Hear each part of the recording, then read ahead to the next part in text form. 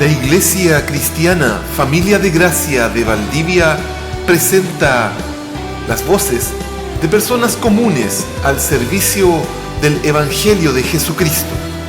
Voces de familia de gracia. Hay como harto consenso, yo creo, o al menos varias veces, tanto yo, después la Eve, si mal no recuerdo, igual en el contexto de la adoración, en algún momento reiteramos algo, estamos como partiendo el año, hay como una conciencia de inicio, de que estamos partiendo, porque es la segunda reunión, así que tiene sentido que así sea, digamos, pero estamos muy conscientes de que el Señor nos está permitiendo iniciar al menos en lo que humanamente conocemos como es el calendario. Hace poquito veía un meme que mostraba al sol y a la tierra, y en un momento, así como que del sol dijera, yo no sé por qué siempre hay tanta fiesta cuando pasan por la misma parte, digamos. A mí me hace mucho sentido personalmente, que soy bastante poco enfático con ese tipo de, por no decir fome, digamos, diría mi cercano, con ese tipo de festividades, pero en el fondo, para nosotros, al menos desde nuestra perspectiva, es el inicio de un ciclo nuevo en donde normalmente uno renueva ciertas reflexiones, se plantea ciertos objetivos, trata de mirar hacia el pasado y reconocer, o al menos me parece que ese es un ejercicio sano, digamos, de mirar hacia el pasado y decir estas áreas de mi vida, estas cosas que he hecho, estas que no hice, son cosas que debiera enmendar y hacerlo de forma diferente en el futuro. Personalmente creo que me parece que es algo sano, es algo bueno hacerlo además. Creo que debiera ser una actitud permanente, pero estos cambios de estacionalidad al menos nos genera la circunstancia, hace que todos al menos lo hagamos y nos motiva a hacerlo. Y hermano, en ese contexto, en el contexto de inicio, de comienzo, hay una idea en la Escritura que a mí me gustaría enfatizar, dejar planteado, y después vamos a orar por ello, antes formalmente de entrar a la palabra el día de hoy, que es algo que reiteradamente en la Escritura, en muchos contextos, en muchas partes, es denunciada por Dios, es enfatizada, insisto, yo diría que si no en todas, en casi todas las veces en que el Señor confronta al hombre directamente, saca a colación este elemento propio del corazón humano, propio del corazón pervertido del hombre, que es lo que nosotros le llamamos hoy día arrogancia. Y mi hija, que está un poco más familiarizada con lo que iba a compartir el día de hoy, me hacía el comentario cuando Evelyn pasó adelante acá. Papá, mira, es lo mismo que tú vas a compartir. Yo digo gloria a Dios. Creo que el Señor de alguna forma va direccionando el espíritu de aquellos que nos ha puesto, nos va a poner para compartir algo. Personalmente siempre trato de hacer el esfuerzo, en lo que dependa de mí al menos, de tratar de disponerme en mi corazón para que transmitir a ustedes lo que Dios, entiendo de parte del Señor, hay que compartir. Al menos hasta donde logro escudriñar mi corazón. Esa es la disposición que dispongo esta semana, cada semana que me toca compartir. Creo, sumado a la diosidencia, como dicen algunos, del día de hoy, creo que debemos estar atentos de por qué el Señor al inicio del año quiere confrontarnos con esto. El concepto de la arrogancia, como le llamamos nosotros, insisto, es un concepto que está muy presente en la Escritura. Es Proverbios 16:5 dice: abominaciones a Jehová todo arrogante o todo altivo de corazón. El concepto de altivez de corazón y arrogancia son sinónimos en la Escritura, o aluden más bien a la misma idea. Y el texto nos dice que para Dios eso es abominación, una palabra ultra usada en nuestro lenguaje cristiano, evangélico, pero muy pocas veces significada como corresponde. La palabra abominación, un sinónimo similar a nosotros, sería algo así como vomitivo, repulsivo, nauseabundo. Claro. O sea, es como la sumatoria de los tres conceptos. Abominación es algo que estremece a tal punto el corazón de Dios, las entrañas de Dios, para ponerlo en términos humanos, que genera una reacción de repugnancia de parte de Dios. Dicho de esa forma, creo que quizás nos permite tener una perspectiva mejor de cómo es que Dios ve la altivez del corazón, cómo es que Dios ve la altivez de espíritu, estoy diciendo lo mismo de dos formas distintas, y cómo por consecuencia, cuán alerta, cuán conscientes tenemos que estar, sobre todo o particularmente aquellos que hemos sido rescatados de las tinieblas a la luz, de que esa distorsión en el corazón no esté presente en nosotros. Oremos con ese sentir para que el Señor nos hable en este día. Señor, en el nombre de Jesús, en esta hora te pedimos que tú nos hables, Señor. Te pedimos que tú visites este momento, este lugar, que podamos recibir, Señor, inspiración de tu Espíritu en nuestra mente, en nuestra vida, en nuestro ser interior, Señor. Señor, yo estoy circunstancialmente aquí adelante en esta hora, pero ni mis hermanos ni yo necesitan oírme a mí, necesitamos oírte a ti, Señor. Señor, yo te pido en esta hora que me transformes en un mero instrumento para tu gloria, para la edificación del cuerpo de Cristo. Señor, yo conscientemente, hasta donde logro escudriñar mi corazón en esta hora, renuncio a cualquier instrumento, cualquier estructura, cualquier fuerza humana, cualquier supuesta o eventual capacidad que pueda tener para comunicar esto, para que sea solo tu gracia hablándonos en esta hora, Señor. Que la fuerza de este mensaje, que la fuerza de tu palabra no esté en mis palabras, sino esté en el poder de tu Espíritu, Señor. En el nombre de Jesús. Amén.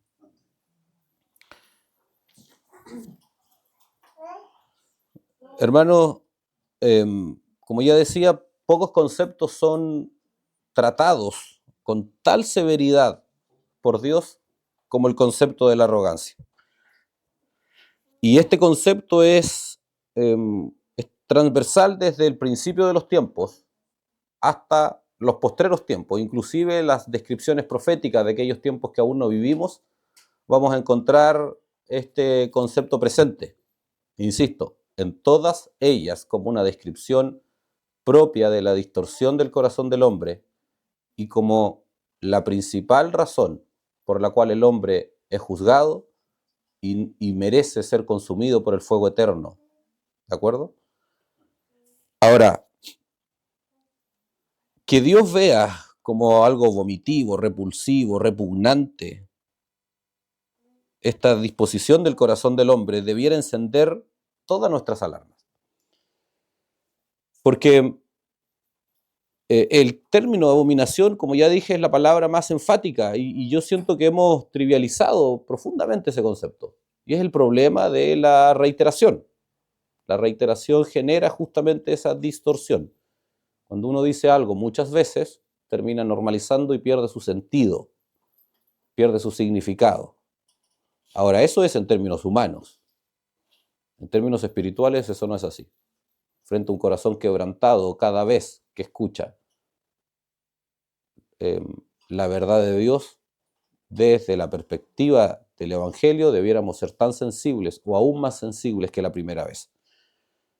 Pero, tristemente, muchas áreas de nuestra vida todavía están sustentadas por la carne y están bajo la influencia tristemente poderosa de la carne en nosotros. Y por esa razón tendemos a trivializar conceptos tan fuertes como la abominación. Ahora, cuando hablamos de arrogancia, hablamos, por decirlo de alguna forma, por transmitirlo de forma sencilla, además por el formato de la exhortación, es mi intención que quede claro al menos la idea general de lo que entiendo de parte del Señor compartir. Hablamos de arrogancia como la disposición interna del corazón del hombre que altera su percepción de la realidad y lo pone en una actitud de, comillas, hinchazón. De hecho, la palabra para referirse a arrogancia, altivez de espíritu, altivez del corazón, es también la palabra que se usa para hinchazón. De hecho, Pedro, por ejemplo, primera de Pedro 2:18, cuando habla, usted toma la Reina Valera antigua y dice arrogancia, usted toma la Reina Valera del 60 y dice hinchados. Porque esencialmente el concepto de arrogancia transmite esta idea: un corazón hinchado, un corazón, y cuando hablo, insisto, de corazón, hablo de la comprensión del área del ser humano que gobierna y que controla internamente al hombre. O sea, la arrogancia es, en simple, mirarnos a nosotros mismos y vernos de forma distorsionada a lo que verdaderamente somos. Ahora, la arrogancia es una actitud muy sutil, y la arrogancia proviene, como todo lo que Satanás hace es sutil, como la arrogancia proviene de Satanás y todo lo que Satanás hace es muy sutil, la arrogancia es también sutil. Permítanme hacer un paréntesis acá. Muchas veces, en parte por la influencia religiosa, tenemos la idea de que Satanás se va a aparecer, es el demonio que nos visita por la noche, que se sienta a los pies de la cama, y todas esas ideas terroríficas propias de las películas muchas veces. Lo cual hace que estemos muy alerta a esas cosas. Pero pocas veces ponemos nuestra mirada en el comentario, en el pequeño deseo en nuestro corazón, en la concupiscencia, en aquello que queremos, la voluntad humana, en las modas, en las tentaciones sutiles, en la abundancia de recursos y en un montón de herramientas sutiles que muchas veces son mucho más eficaces para conducirnos a caer que el demonio que eventualmente podría visitarnos por la noche. Hermano, la Escritura nos enseña que Satanás se viste como ángel de luz para engañar. Si el demonio que nos visita por la noche solo va a obtener de nosotros la respuesta que un cristiano podría tener, confrontarlo con la fuerza del Espíritu y de la muerte de Cristo en la cruz y ya. Pero es porque sabemos que de dónde viene. Pero muchas veces, y por esa razón, ¿cuántos de nosotros alguna vez ha experimentado esa manifestación? No levanten la mano, piensen. En general, si es que hay alguien, podría haber uno o dos, si es que. ¿Lo hacemos siempre? ¿Es constante? Probablemente no. No es una norma en nuestra vida. Porque no es eficaz para conducirnos a caer. No tan eficaz como las pequeñas ideas, las pequeñas tentaciones. Porque Satanás es sutil. Y en este tema en particular lo vemos de forma muy, muy, muy clara. Porque en la sutileza, la arrogancia se vuelve eficaz en nosotros. Porque la arrogancia mueve las bases de nuestra vida piadosa. Y la gran mayoría de las veces es de forma inconsciente inclusive. Y por eso es tan importante entenderla, saber cómo Dios la ve y aprender a identificarla conforme a los cánones que la Escritura nos enseña. Porque, hermano, la Escritura, espero alcanzar a llegar a esa parte, nos enseña, nos permite poder identificar la eficacia de la arrogancia, la presencia, el fruto de la arrogancia en el corazón del hombre. Una vez,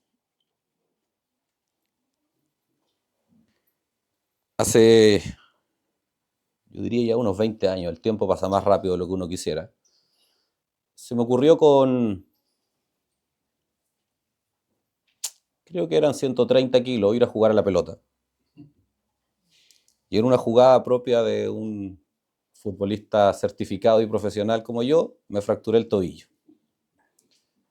Creo que ninguno de acá, salvo mi esposa en ese tiempo, mi novia, me acompañó en ese proceso. Estuve como 2 meses sin poder apoyar el pie. Me acuerdo que lloré los primeros 7, 8 días porque no podía hacer absolutamente nada. Y también me acuerdo de cómo estaba el tobillo. Me acuerdo que al principio, sobre todo, no podía ni siquiera ponerme nada encima. Tenía una inflamación. Tamara me fue a buscar a la misma cancha. Ella tenía vehículo, yo no, me trasladó al hospital, en fin. Se imaginarán lo que significa una fractura de tobillo en un hombre tan deportista como yo en ese momento. Era una ironía. Sí. Mi tobillo cambió completamente su forma. No era el mío.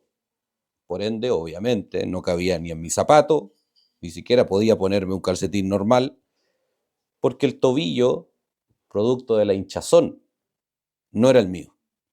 Si yo hubiese juzgado mi tobillo en base a esa hinchazón, probablemente en unos meses me hubiese decepcionado. O sea, si yo hubiese dicho mi tobillo mide, no me acuerdo, pero para que tenga una referencia, entonces 30 centímetros, al pasar de unos meses me hubiese dado cuenta que en realidad el diámetro de mi tobillo eran 10 o 15. Porque la hinchazón tiene la capacidad de desvirtuar y de alterar completamente el tamaño y la percepción que yo tengo. La hinchazón altera la capacidad operativa de un miembro. O sea, mi tobillo, yo ya lo dije, por 7 días no pude ni caminar, no podía ni moverme, digamos, y lloré inclusive, como ya les decía. Ahora, cuando nosotros vamos a la Escritura, esa descripción, esa hinchazón, es como Dios describe el corazón del hombre, o aún más, es como Dios describe al hombre integralmente. Si vamos a Isaías 1, lo sabemos, un texto que hemos escuchado muchas veces, dice que desde la planta del pie hasta la cabeza no hay en él, en el ser humano, cosa sana, sino herida, hinchazón y podrida llaga. No solo está inflamada, no solo hay hinchazón, sino que hay pudrición. Porque normalmente, junto con la hinchazón, hay pudrición. La hinchazón en lo biológico, y aquí los hermanos ligados a la salud me podrán ayudar mucho más, pero normalmente es la respuesta a un problema o es una respuesta inflamatoria, digo, a un problema interno. Normalmente es así al menos. Ahora, esta disposición de hinchazón en nuestro corazón, que la Biblia le llama arrogancia, implica una serie de acciones y conductas derivadas de esta alterada forma de vernos. O sea, no es solo que nos veamos de forma alterada, no es solo que nos miremos de forma y sopesemos nuestro corazón de forma diferente a lo que verdaderamente es. El problema es que esa distorsión de juicio, por ponerlo en estos términos, altera nuestra forma de ser, altera nuestras conductas, altera nuestras reflexiones, altera nuestros juicios. Y por consecuencia, comenzamos a ser distintos a lo que debiéramos ser si miráramos nuestro corazón sin la hinchazón, si miráramos nuestro corazón sin la distorsión de la arrogancia. Algunos desprecian la, comillas, teoría del Evangelio, casi como si la teoría, comillas, doctrina, no fuera el fundamento de las acciones. Hay gente que dice, oye, no, ¿qué me importa la doctrina? ¿Qué me importa la verdad? Oye, si lo importante es vivir, la práctica. Hay una famosa frase evangélica que dice, predica a Cristo cada vez que puedas y cuando puedas, habla. Esa idea es una distorsión completa del Evangelio. Es una distorsión completa de la predicación del Evangelio. El fundamento del Evangelio está en compartir la verdad de Dios. Y por consecuencia, el comprender la comilla, lo pongo entre comillas, porque es como algunos despectivamente le llaman, teoría, comprender la teoría del Evangelio, es determinante y es gravitante porque los seres humanos somos determinados por lo que pensamos en nuestra mente. Somos nosotros consecuencia de lo que pensamos. Es en la mente en donde ocurre la batalla entre la mentira y la verdad, entre la impiedad y la injusticia. Y por esa razón usted va a encontrar decenas, si no cientos, de textos bíblicos en donde somos llamados y reiteradamente llamados y convocados a pensar en lo justo, a pensar en lo santo, a apartarnos de todo pensamiento profano que se opone a Dios y en general la disposición de nuestro corazón. En la Biblia se habla de mente y de corazón, muchas veces como sinónimo, y hay muchos textos en que nos llaman a que nuestro corazón se vea sumergido en la piedad, en la justicia, en la rectitud, en la santidad, en fin. O sea, es importante lo que pensamos, porque a partir de eso determinamos nuestras acciones y nuestras conductas definen quiénes somos. Si yo pienso de mí de forma alterada, si yo pienso de mí desde la perspectiva de la hinchazón, de la arrogancia, entonces voy a tener una actitud, una disposición torcida y un juicio torcido de mí mismo. Por esa razón debemos, por el fundamento de la Escritura, aprender a identificar lo que yo le he llamado los tentáculos de la arrogancia en nuestro corazón, para con temor de Dios, y esto, hermanos, es determinante. La única razón por la cual un ser humano es transformado es porque tiene temor de Dios. De hecho, una característica del hombre natural es que no tiene temor de Dios. Una característica del hombre que arde en el infierno, o que va a arder en el infierno, es solo cuestión de tiempo, es que no tiene temor de Dios. Por cierto, no es una característica que pueda o que deba definirnos. Es peligroso asumir conscientemente que no tenemos temor de Dios. La primer tentáculo de la arrogancia es que nos hace, y en mi opinión la peor de todas, voy a partir con la peor al tiro, nos hace blasfemar contra Dios. El padre de toda la arrogancia es Satanás. Él mismo, y conocemos este texto porque lo hemos hablado muchas veces, al conversar con Eva se atrevió a discrepar con Dios, diciéndole, Génesis 3, no moriréis. Aunque Dios había dicho que iba a morir, que iban a morir si comían del fruto. Satanás se atrevió a decirle, no moriréis. Se atrevió en el mismo acto a contender con Dios, es decir, a decir algo contrario a Dios, y en el mismo momento y de la misma forma a imputar sobre la fuente de toda veracidad y santidad el delito de la mentira. O sea, dijo, no moriréis, Dios es un mentiroso. En simple, le dijo a Dios que era Satanás.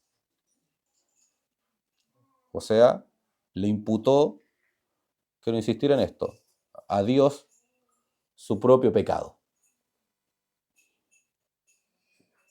Me revuelve la guata esta declaración. Ahora, aunque me revuelve la guata porque me parece de una arrogancia, de un atrevimiento, de una distorsión completa de su posición, que Satanás, el padre de la inmoralidad y de la impiedad, se atreva a decirle a la esencia misma de la santidad que es como él.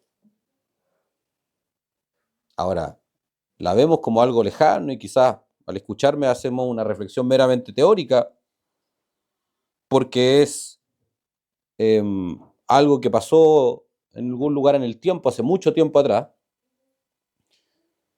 pero la verdad es que esta actitud, esta disposición está más presente en nuestro diario vivir de lo que creemos o de lo que somos conscientes.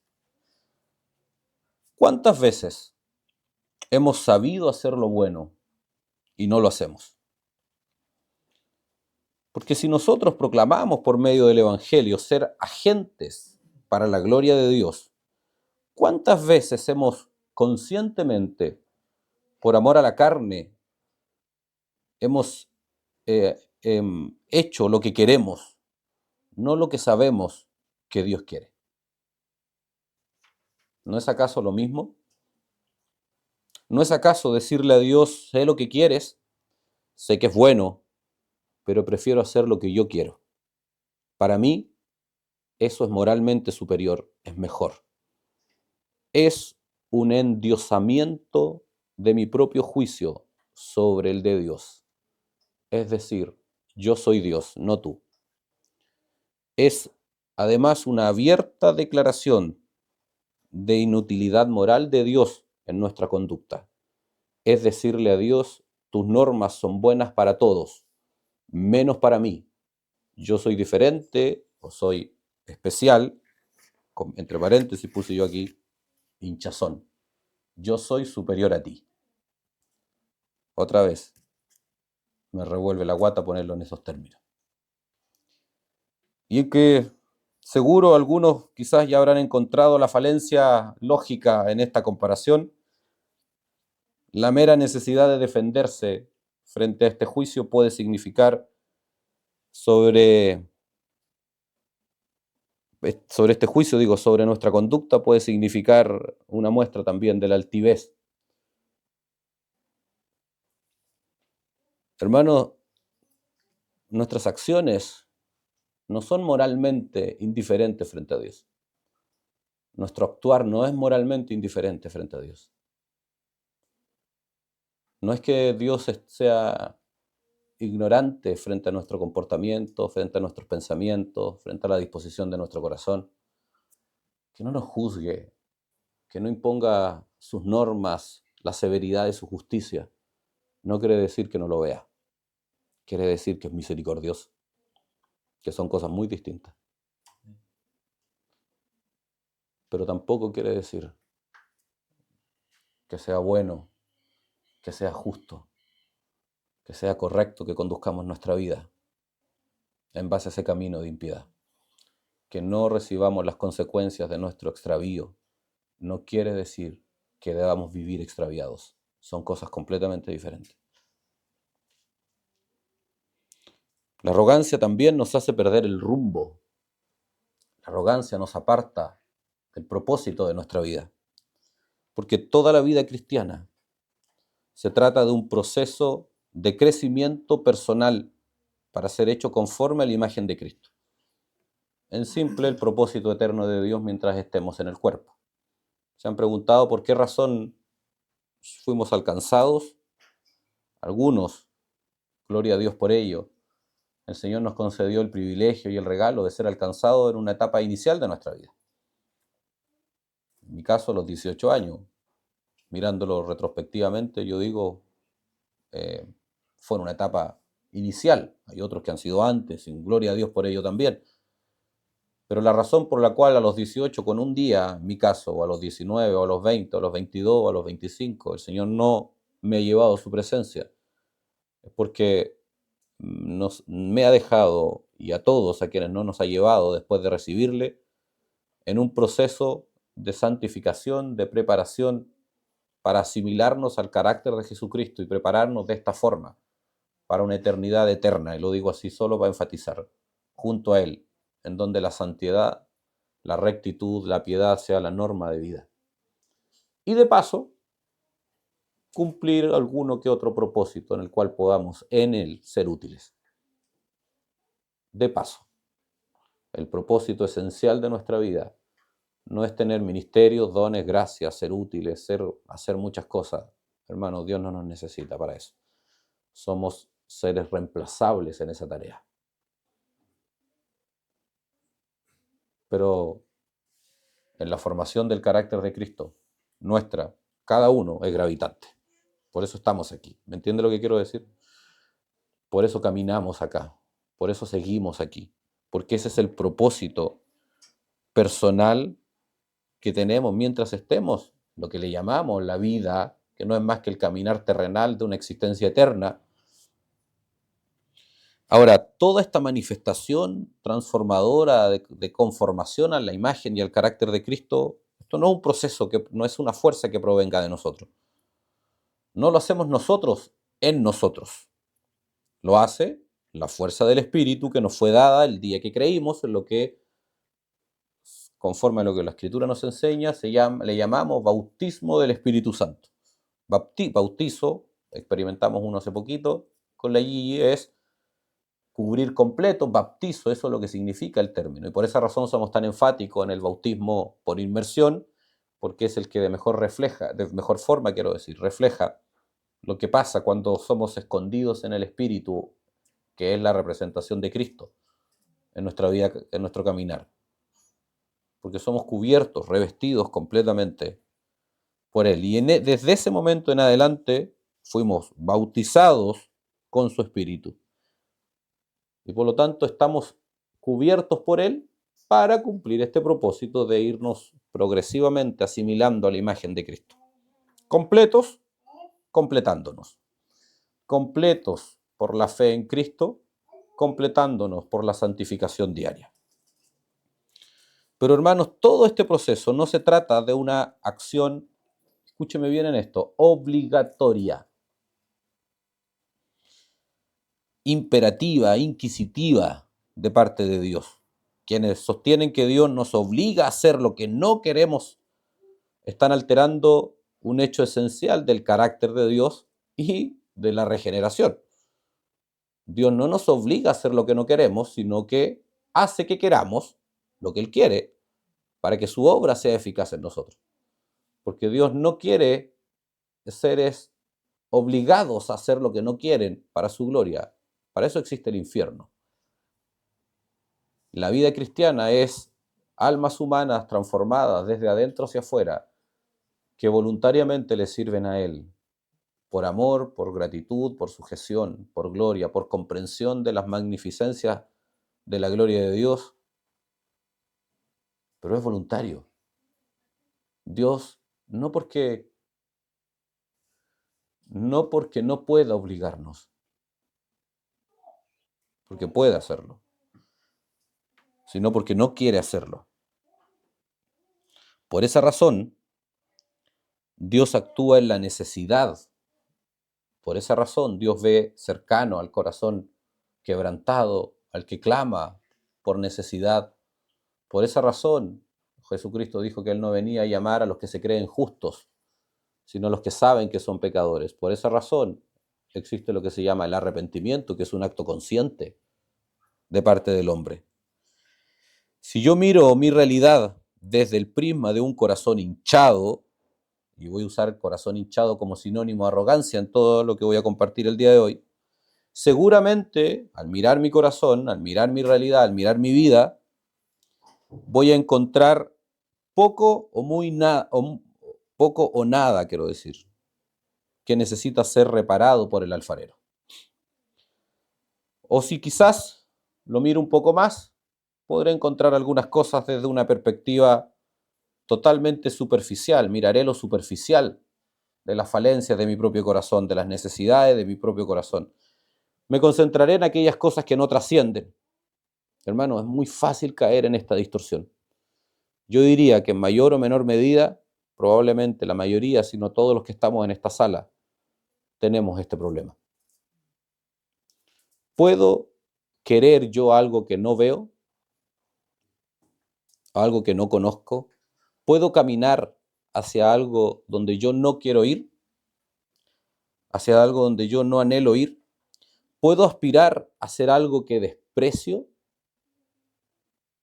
¿Puedo, desde la perspectiva de la relación que Dios quiere tener con el hombre? Eso es imposible. Por esa razón es tan importante querer. Por esa razón, la propia Escritura nos enseña que Él pone en nosotros, por la obra del Espíritu, el querer como el hacer. Hermanos, la esclavitud del hombre es una esclavitud en la voluntad. La libertad del hombre es una libertad en la voluntad. Nos permite querer aquello que Dios quiere y alinea nuestras voluntades, y por esa razón somos edificados sobrenaturalmente y voluntariamente por Él. Hermano, pero en la hinchazón del corazón, yo nunca voy a ver lo que necesito y por ende nunca voy a querer aquello que en lo cual necesito ser transformado. Ese es uno de los problemas más graves en la formación del carácter del cristiano, de la arrogancia. Que no veo necesidad.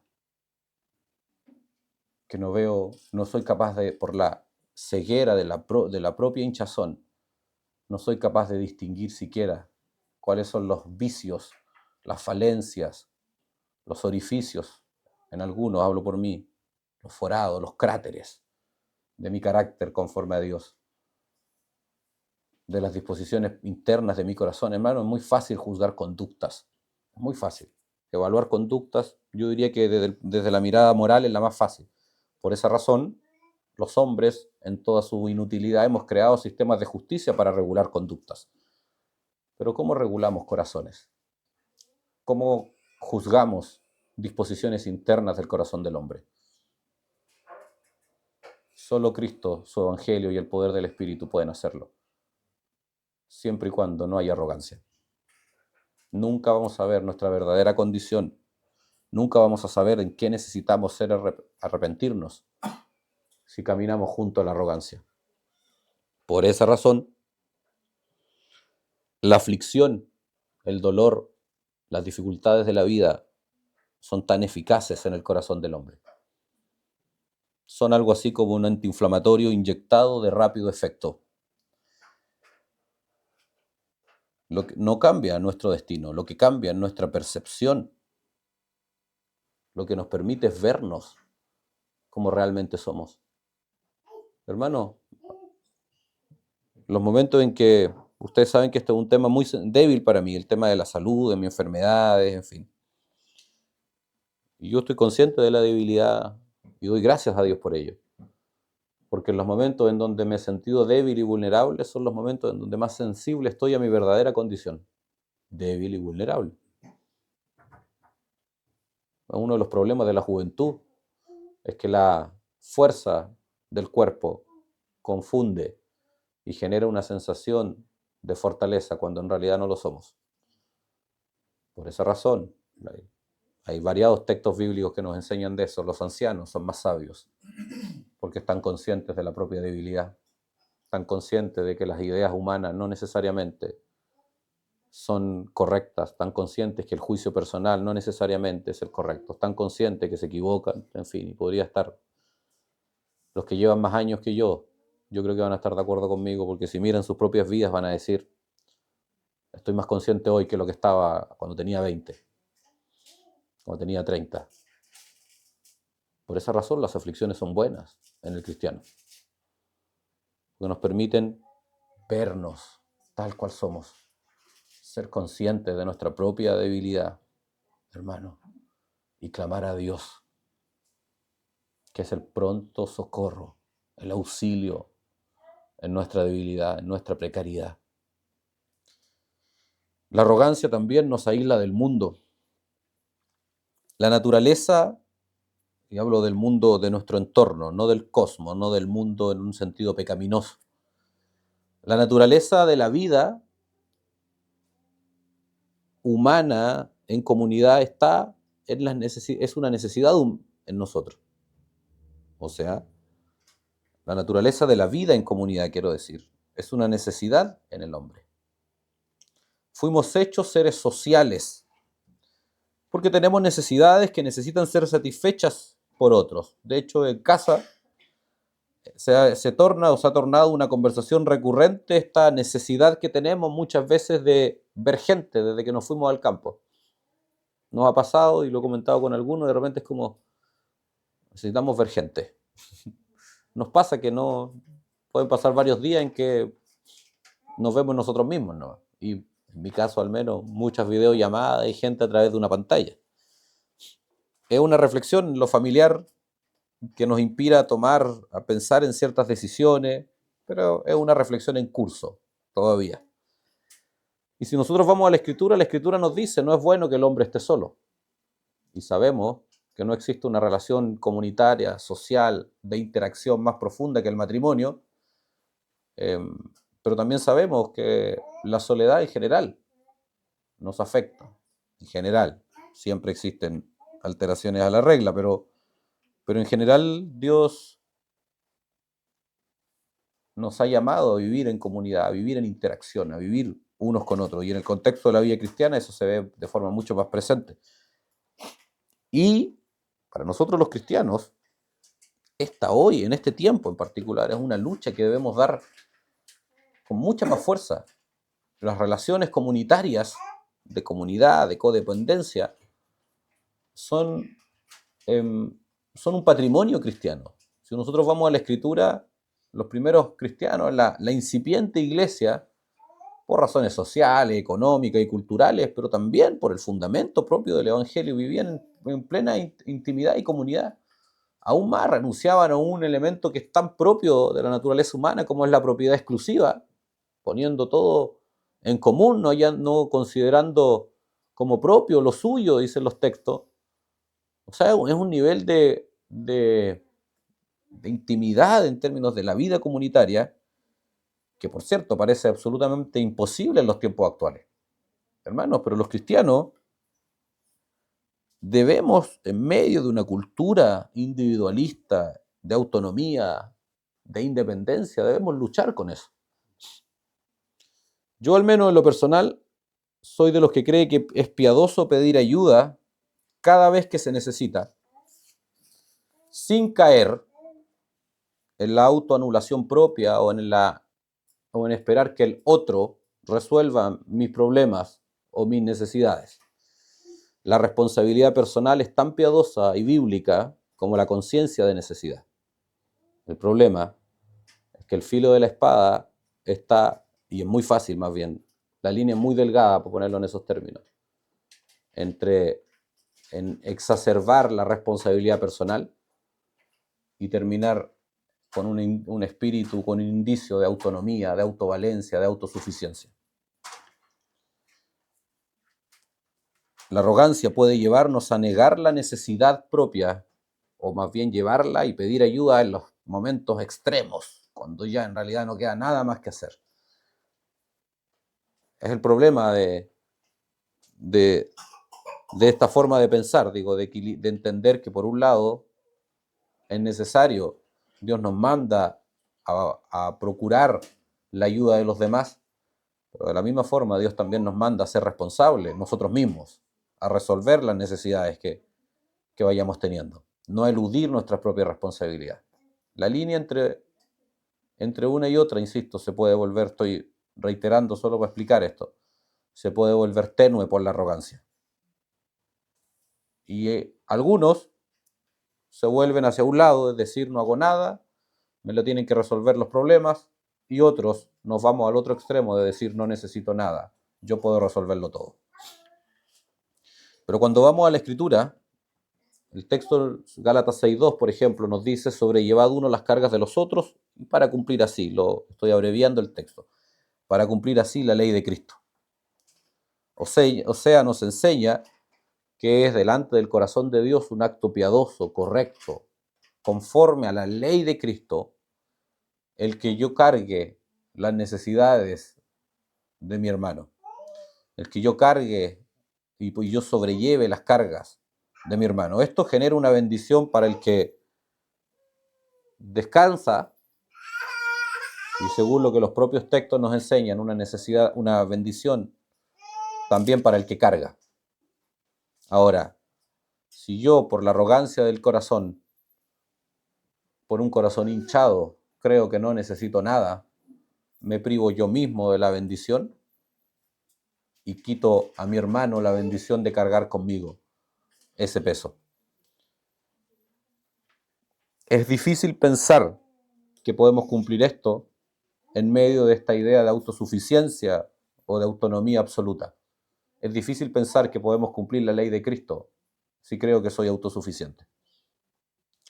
Filipenses 2, del 3 al 11 dice: nada hagáis por contienda o por vanagloria, antes con humildad estimando cada uno a los demás como superiores a él mismo, no mirando cada uno por lo suyo propio, sino cada cual también por los otros. No mirando, nada hagáis por contienda o por vanagloria, antes bien con humildad, estoy leyendo de nuevo, versículo 3, estimando cada uno a los demás como superiores a él mismo. ¿De acuerdo? Si usted sigue leyendo el texto, dice el famoso texto: haya pues en vosotros este sentir que hubo también en Cristo Jesús. Mire qué interesante, hay una correlación entre el que no hagamos nada por contienda o por vanagloria, sino que actuemos con humildad y que veamos al de al lado como superiores, que estimemos al de al lado como superiores, y hay una correlación con el actuar de Jesús. ¿De acuerdo? Esto obviamente es parte del argumento y la explicación que el apóstol Pablo está entregando en esto. Lo interesante y lo significativo que al menos entiendo destacar o quiero destacar el día de hoy es que el texto dice estimando a cada uno a los demás como superiores a él mismo. El texto no está diciendo que seamos inferiores a los demás. De hecho, eso no es así. Hay cosas en que somos mejores y más fuertes que el otro. El texto lo que está diciendo es que en aquellas cosas en que soy más fuerte o soy mejor, mi corazón no puede hincharse, no puede estimarse como mejor o como superior. El texto está hablando de una disposición y de un juicio en el corazón respecto a una determinada condición. Permítanme hacerle un ejemplo, Vico. Ven. Vamos a usar ¿se ve en la cámara, Eli? No. Vamos a usar a la Bicotita de ejemplo. Quédate un poco más. Si en un determinado contexto, yo le digo, y nos ponemos en por ejemplo, en una pelea de fuerza. Con todo respeto, hija. ¿Ustedes creen que ella tiene alguna posibilidad frente a mí? Físicamente hablando. Objetivamente no, yo sé, hay 50.000 circunstancias eventuales que puedan darse. Pero objetivamente hablando al menos, si hacemos un gallito los dos en una determinada pelea, en una comparación de fuerza, ella no tiene ninguna posibilidad frente a mí. ¿Eso significa que yo tengo que de verdad creer que ella es más fuerte que yo? Según el texto, no. Gracias. Siéntese. Lo que significa es que yo, aunque sé que soy más fuerte que ella, yo no puedo tratarla a ella como más débil que yo, en ese aspecto. Yo tengo que ver mi corazón y mi corazón debe vivir en completa humildad, en una conciencia de debilidad. Hermanos, el mejor ejemplo de esto es el Señor Jesús frente a Pilato. Jesús hacía así, literalmente así, y el universo entero era aniquilado, inclusive el hombre que estaba frente a él juzgándolo. Pero él guardó silencio. Jesús creyó que era más débil que Pilato. Guardó silencio. Humildad es tener el poder y la autoridad de hacer algo y no hacerlo. El verdadero poder, en mi opinión, radica en la capacidad de detener la fuerza que el propio poder tiene para hacer o dejar de hacer. Es decir, tener la capacidad de hacer algo, tener la fuerza para hacer algo y voluntariamente no hacerlo. El texto, insisto, no está diciendo que debamos sentirnos, que debamos creernos inferiores a los demás. El texto está diciendo que inclusive en aquellas cosas en que yo soy más fuerte que los demás, mi corazón debe vivir en humildad como si fuese más débil. Eso es lo que hace, hermanos, que, por ejemplo, en el contexto de la vida cristiana, los ancianos son hombres más maduros que los hermanos que están recién convirtiéndose. Es lógico que es así.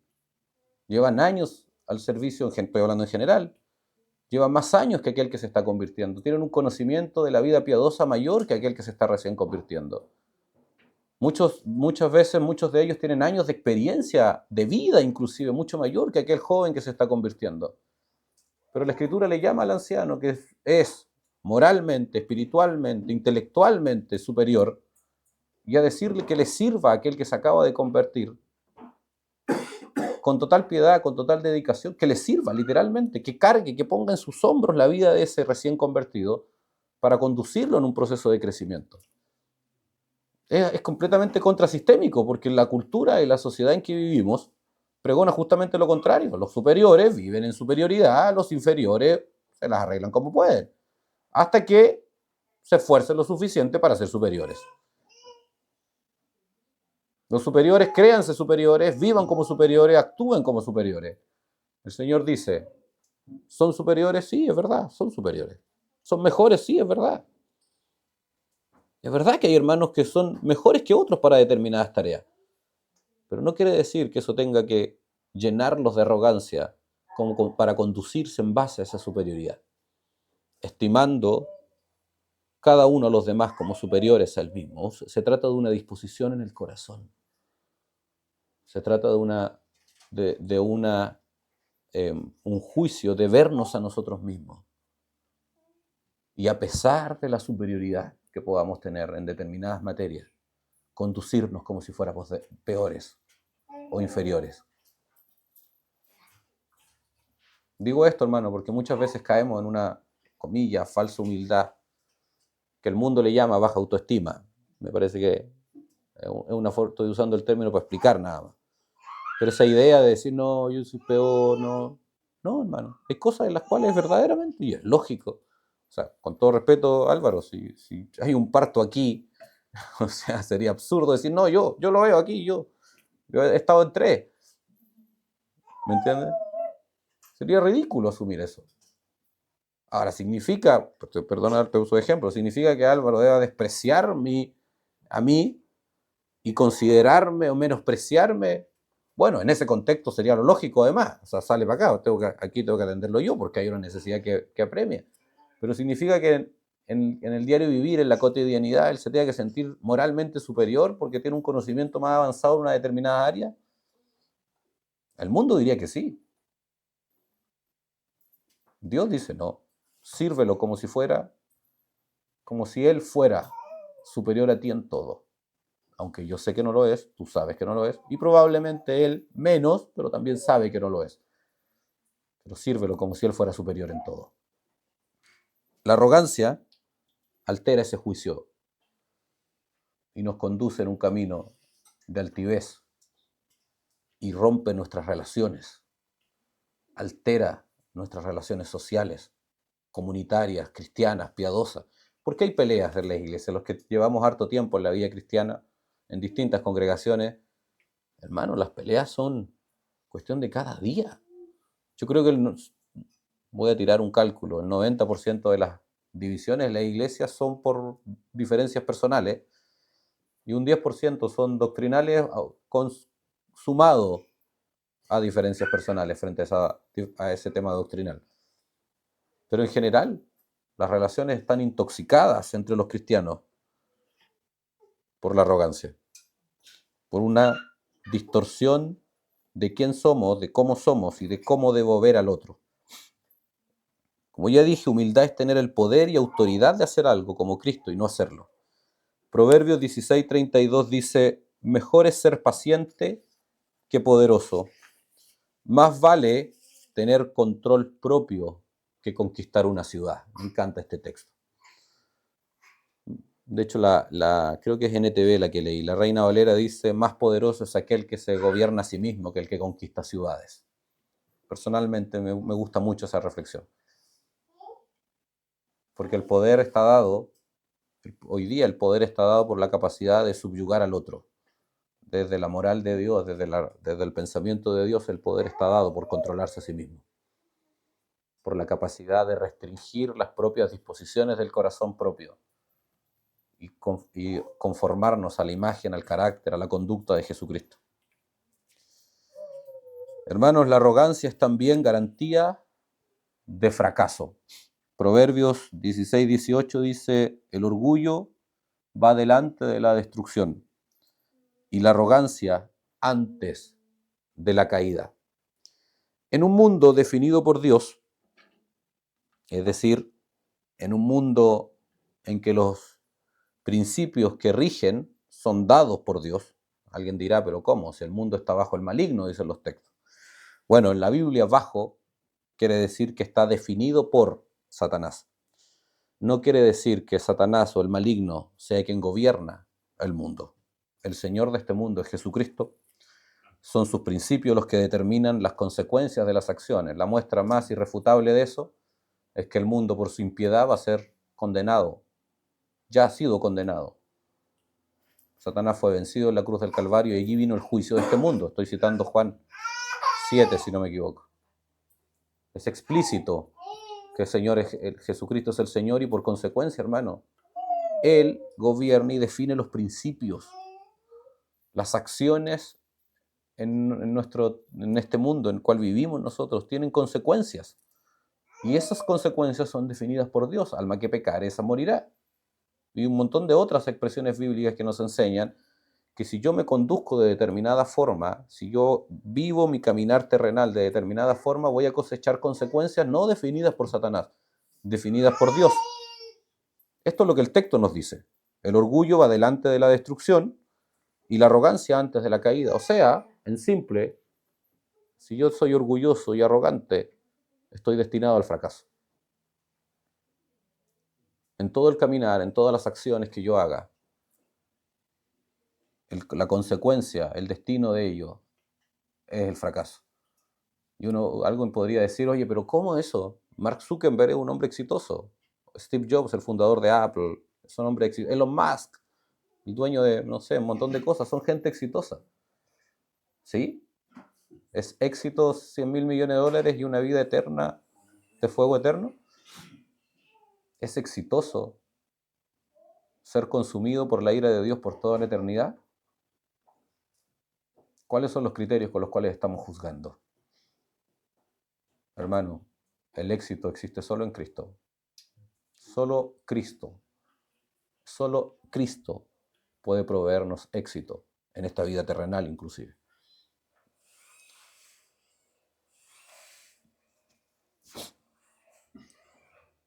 Las leyes espirituales que rigen este mundo son las del Evangelio. Son sus principios los que determinan las consecuencias de nuestras acciones. Si mis acciones son definidas por la arrogancia, desde lo general hasta lo particular, desde lo global, el mundo entero que es arrogante va a arder en el infierno. Esa consecuencia la determinó Cristo. Proviene de Dios. Dios va a juzgar a los malos y van a arder eternamente en el infierno. Acción-reacción, por ponerlo en estos términos. Causa-efecto. ¿Quién determinó esa relación? Dios. Él mismo ha dicho que aquel que es arrogante va camino a la destrucción o a la caída. El que está en Cristo con arrogancia, el que tiene arrogancia estando en Cristo, jamás logrará los objetivos trazados por Dios. Hermanos, con arrogancia no se mantiene un matrimonio. Con arrogancia no se mantiene un empleo. Con arrogancia no se es un padre respetado y amado. Con arrogancia no se tienen amigos y así, sin fin de cosas, en donde la arrogancia es un destructor. La arrogancia es el alimento del fracaso, por ponerlo de alguna forma.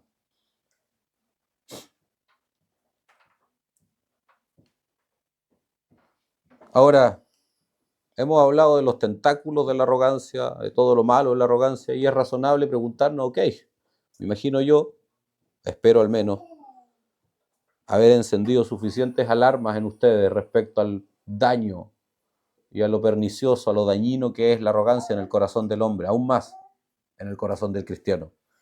Por lo tanto, es razonable preguntarse y decir, bueno, ok, ¿cómo combatimos?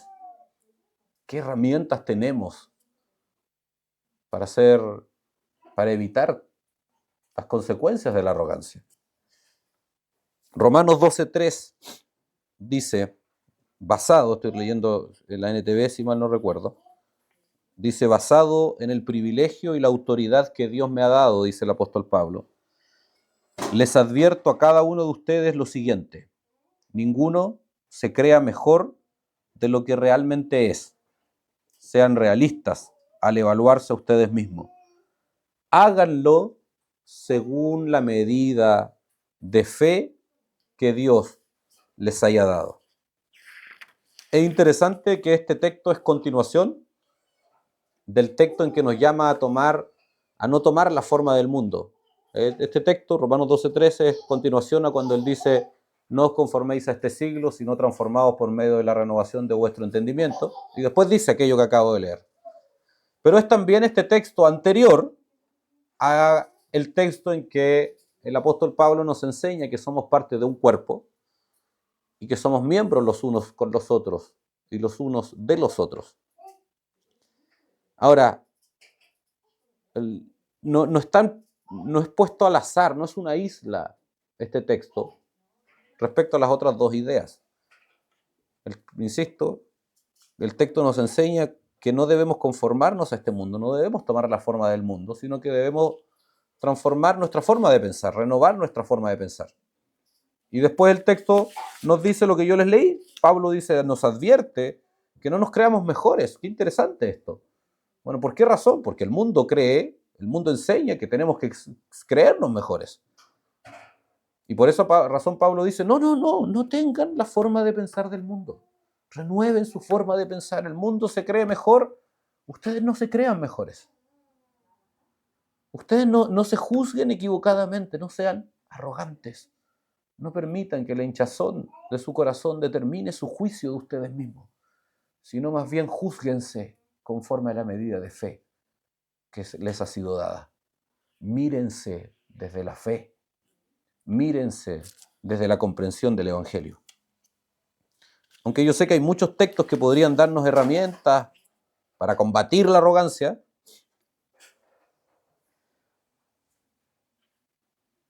me parece que este texto contiene algo medular, que el arma principal que Dios nos ha dado para eliminar los efectos de la arrogancia en el corazón del hombre es la medida de la fe. El texto dice que conforme a la medida de la fe que nos ha sido dada, nos juzguemos a nosotros mismos. Discernamos de nosotros mismos conforme a la medida de la fe, de acuerdo a la medida de la fe, a partir de la medida de la fe que Dios nos ha dado, que nos ha sido concedido. La medida de la fe, explicado en nuestros términos, es la cantidad de conocimiento de la verdad de Dios revelada, creída y encarnada en nosotros. Si tuviéramos que llevar fe, el concepto, la idea de la fe, simplemente para fines explicativos, yo lo pondría en esos términos. La medida de la fe es cuánto del conocimiento de lo que Dios quiere, de lo que Dios es, de la verdad de Dios, yo sé, se me ha revelado, yo creo, ¿de acuerdo? Y cuánto de eso es una realidad en mí. Fe es esencialmente eso, la comprensión sobrenatural de la verdad de Dios, sobre todo en este contexto. Entonces, este patrimonio, ya con solo este elemento tenemos que entender que esto es algo que solo los cristianos pueden experimentar. O sea, la única forma que tenemos de combatir la arrogancia y la altivez de espíritu, las únicas personas que pueden combatir la arrogancia y la altivez de espíritu son aquellos que están escondidos en Cristo. Nadie puede tener fe, una medida de fe dada por Dios, sino aquel que ha sido escondido en Cristo. Hermanos, por esa razón el hombre natural es naturalmente arrogante. Usted podrá decir, sí, pero hay gente que parece humilde. Es que la arrogancia muchas veces es sutil y se enclava, se amarra en las disposiciones del corazón. A veces no se nota, a menos que lo ponga en determinadas circunstancias. Pero el hombre natural es, por definición, por naturaleza, por esencia, arrogante. Pero no tiene cómo vencer esa esclavitud en su alma. Los cristianos sí. Por esa razón, eso nos hace inexcusables frente a la arrogancia.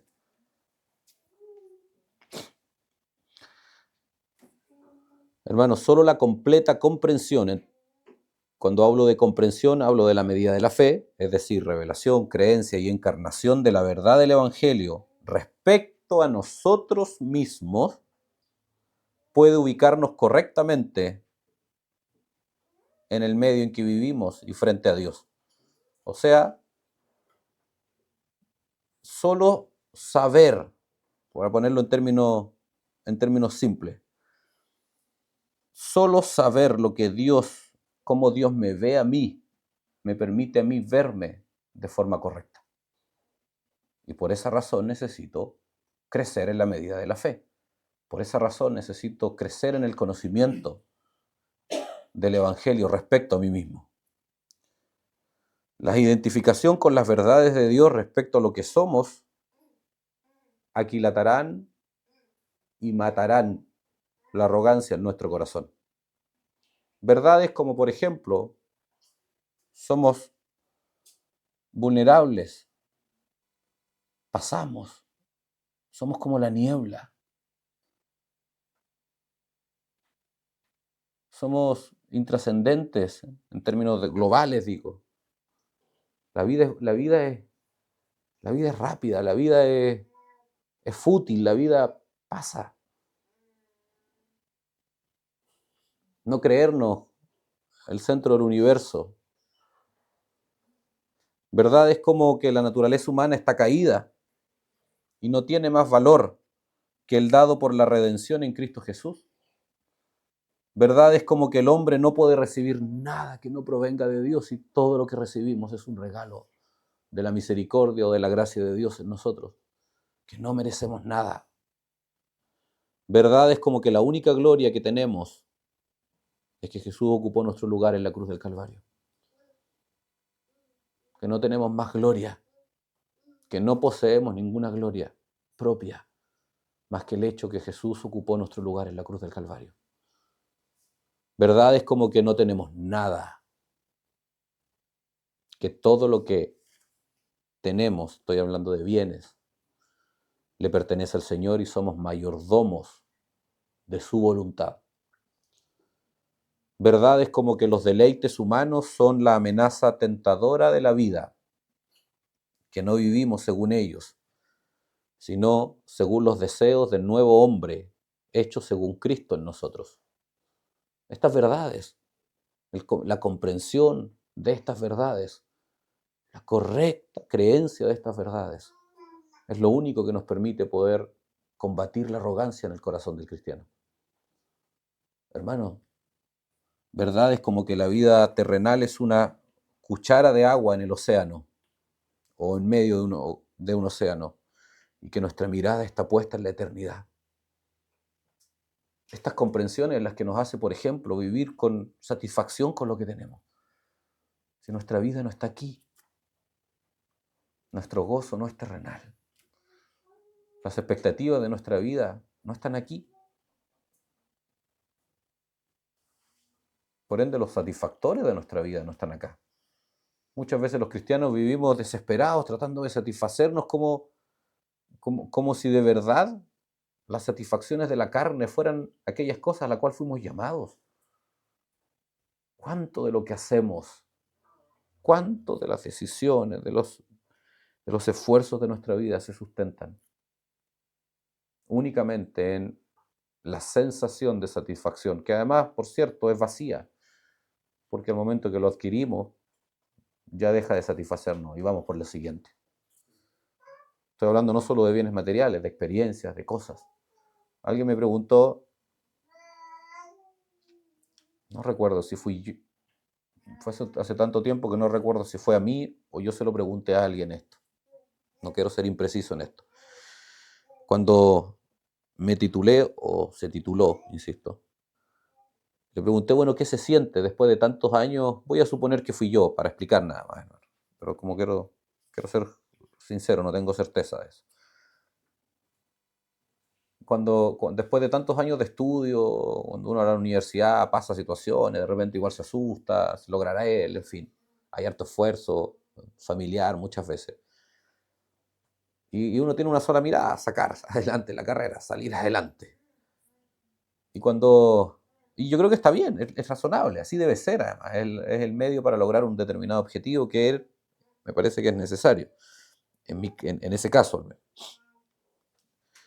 Pero cuando uno termina, me preguntaron, oye, ¿y qué se siente estar titulado? Y la verdad es que es exactamente lo mismo que el día anterior. Después de dar el examen de grado, toda la tensión que significa esa experiencia. Hermanos, años si uno parte desde el colegio muchas veces, no cambia en nada. No cambia en nada. O sea, es desde la mirada los seres humanos tenemos un profundo compromiso con cosas que son inservibles desde la perspectiva cristiana.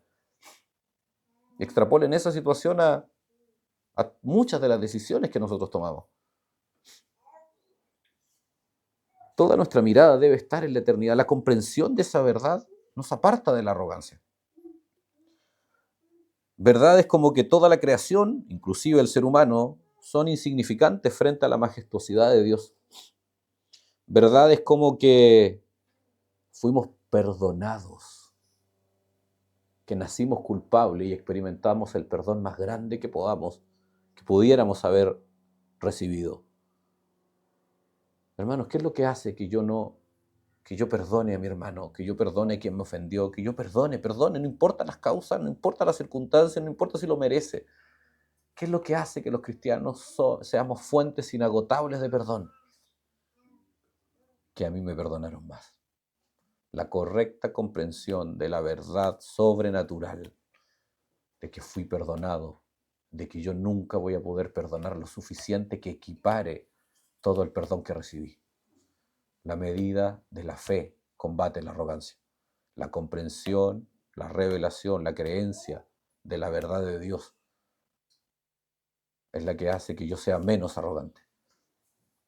Hermanos, el Evangelio, lo voy a poner en estos términos para que se entienda, está diseñado para un ser humano que se mira a sí mismo y dice, y sabe, y por la luz del Evangelio, se ve tal cual es. El Evangelio nos devela, nos desnuda tal cual estamos. No podemos esconder, no podemos alterar algo. Por una razón obvia, la escribió el que nos creó. Si es lógico, él hizo el manual, por ponerlo en estos términos nada más. Conoce las vicisitudes, los vericuetos, como se diría, de nuestro corazón en una profundidad que siquiera es incomprensible para nosotros. Por eso el Evangelio aniquila toda arrogancia. Por esa razón es tan importante comprender las verdades de Dios. Hermanos, y voy cerrando con esto, verdades como que Dios no puede ser burlado. Muchas veces confundimos, como lo decía al principio, longanimidad, que es esta paciencia extendida de Dios, con ceguera, con incapacidad, con que Dios no va a juzgar el pecado en nuestra vida. Hermano, la Escritura dice que lo que sembramos cosechamos.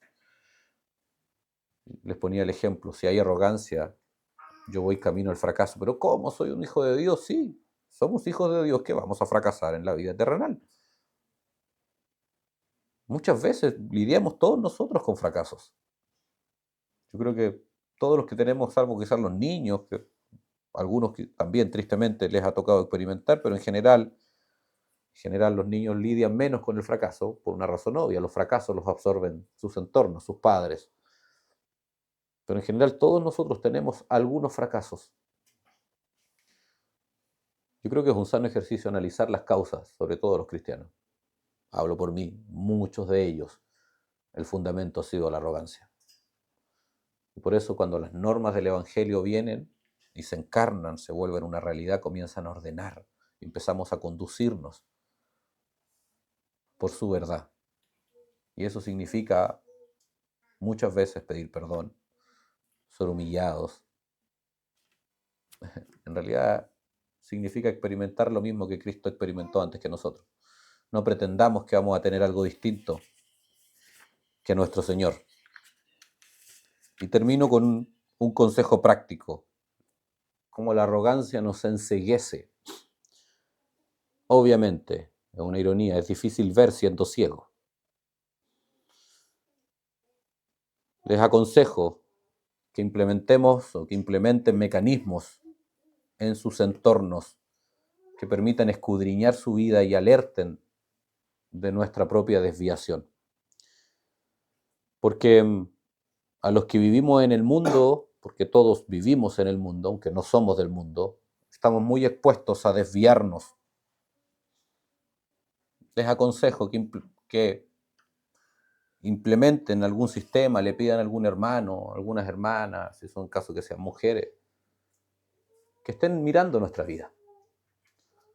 Para los que estamos casados tenemos un faro permanente, tenemos un microscopio eficiente y eficaz para ver nuestras falencias. Pero hermano, y es bueno, y eso es lo que muchas veces por arrogancia genera fricciones.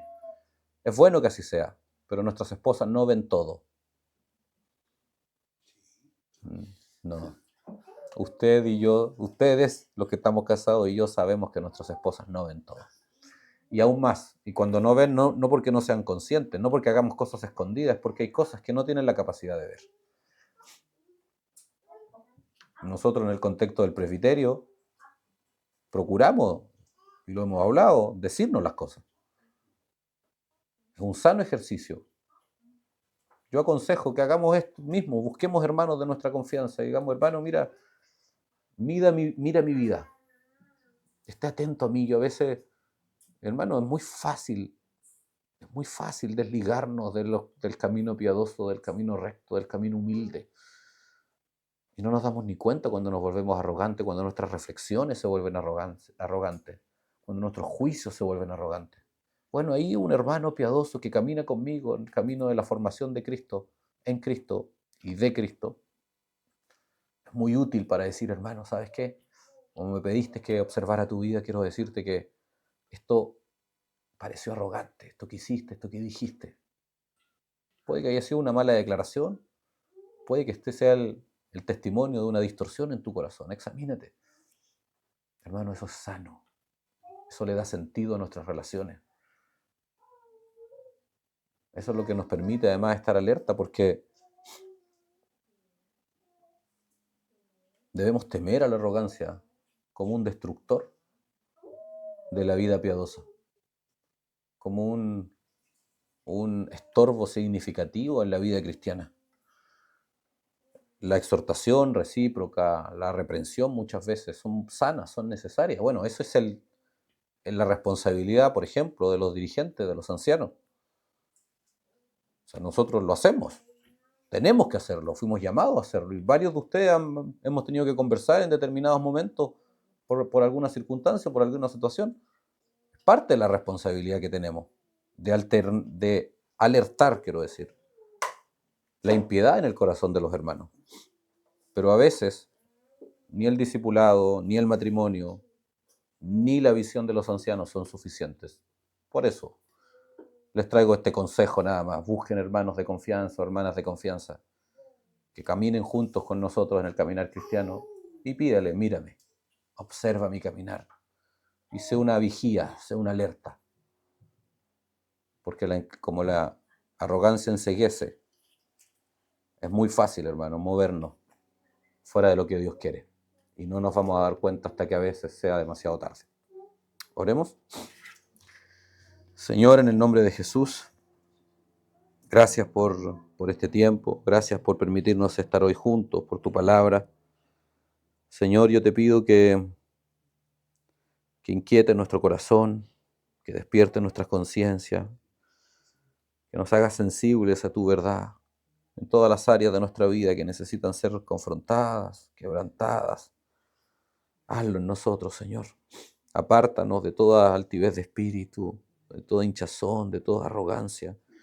Muéstranos, escudriña nuestra vida, Señor. Gracias por este tiempo en que podemos estar juntos, por cada momento que vivimos, Señor, juntos, en comunidad. Sigue hablándonos, sigue fortaleciendo nuestro ser interior en Cristo ahora en la comunión, en el almuerzo, en el tiempo que vamos a compartir. En el nombre de Jesús. Amén.